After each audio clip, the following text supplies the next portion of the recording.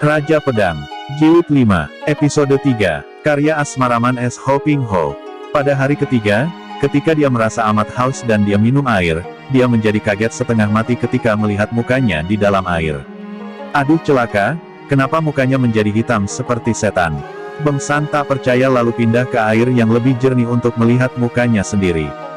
Akan tetapi tetap saja, mukanya jelas nampak hitam seperti pantat kuali. Celaka, mukaku jadi begini. Tak terasa lagi anak ini menangis tanpa mengeluarkan suara, hanya air matanya mengucur deras.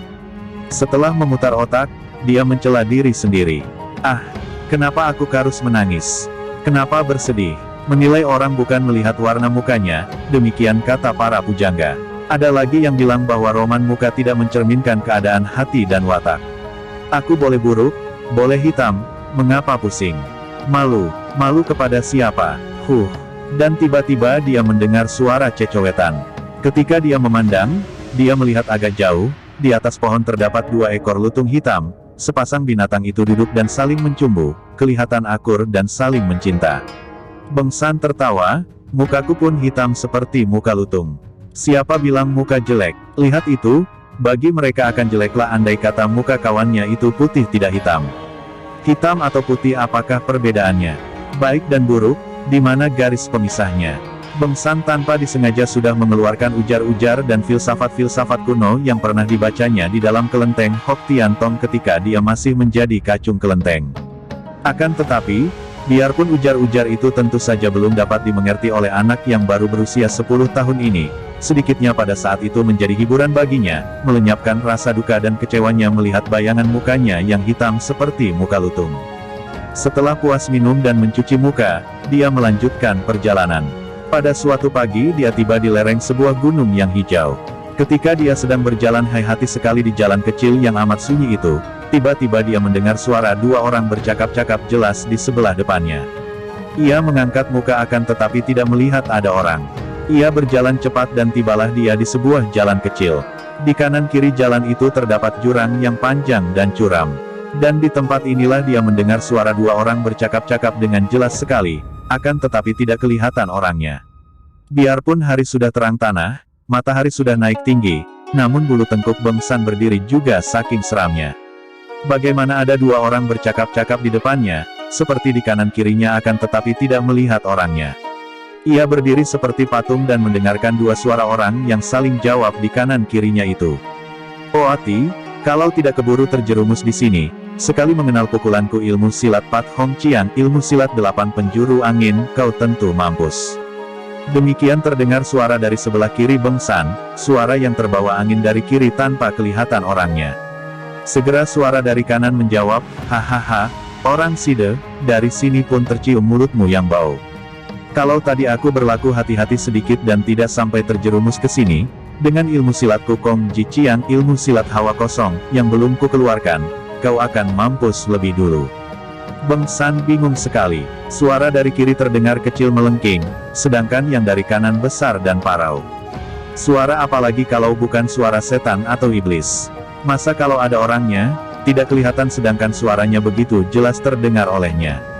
Atau jangan-jangan semacam kuntilanak yang kejam itu, cuma kali ini pria. Beng San yang sudah mengalami hal-hal tidak enak dengan Hek Hua Kuibo, menjadi ketakutan dan segera dia berlari pergi. Tiba-tiba dari sebelah kanan terdengar suara yang parau tadi, siapa? Di atas. Beng San mempercepat larinya. Tiba-tiba dari sebelah kanannya menyambar semacam hawa yang amat kuat dan tak tertahankan lagi tubuh Beng San tergelincir ke dalam jurang di sebelah kiri jalan. Tubuh anak itu bergulingan ke bawah.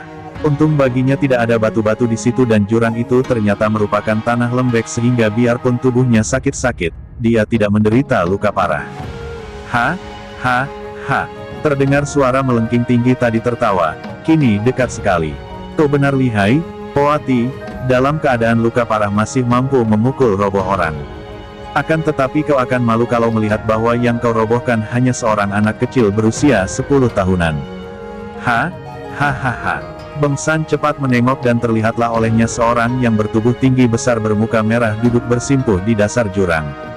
Benar-benar menggelikan melihat seorang bertubuh begini besar akan tetapi suaranya luar biasa tinggi dan kecil seperti suara perempuan. Orang itu sudah tua sekali, mukanya penuh keriput dan agaknya terluka hebat, buktinya sukar menggerakkan kedua kakinya. Tiba-tiba terdengar suara yang jelas, suara parau tadi tanpa kelihatan orangnya sehingga Beng San melupakan sakit-sakit pada tubuhnya dan mendengarkan dengan penuh perhatian. Orang Side, tak perlu kau mengejek. Kalau betul kau masih mempunyai ilmu silat cakar bebek yang disebut Pat Hong Chiang itu, kau datanglah ke sini, biar aku melihatnya. Orang tinggi besar itu menjawab lantang, kau saja yang turun ke sini kalau memang masih memiliki ilmu silat Kong Ji Chiang, siapa takut menghadapinya. Tidak terdengar jawabannya, sampai lama tidak ada suara lagi dan Beng San hanya duduk sambil mengurut-urut kakinya yang terasa sakit ketika dia bergulingan tadi. Kemudian si tinggi besar itu berkata lagi, "Hei, Poati, di mana kau?" "Di sini," terdengar jawaban parau. "Kenapa tidak turun ke sini? Kau takut padaku?" Muka merah, "Jangan jual omongan busuk. Kau saja yang ke sini, apakah kau tidak becus?"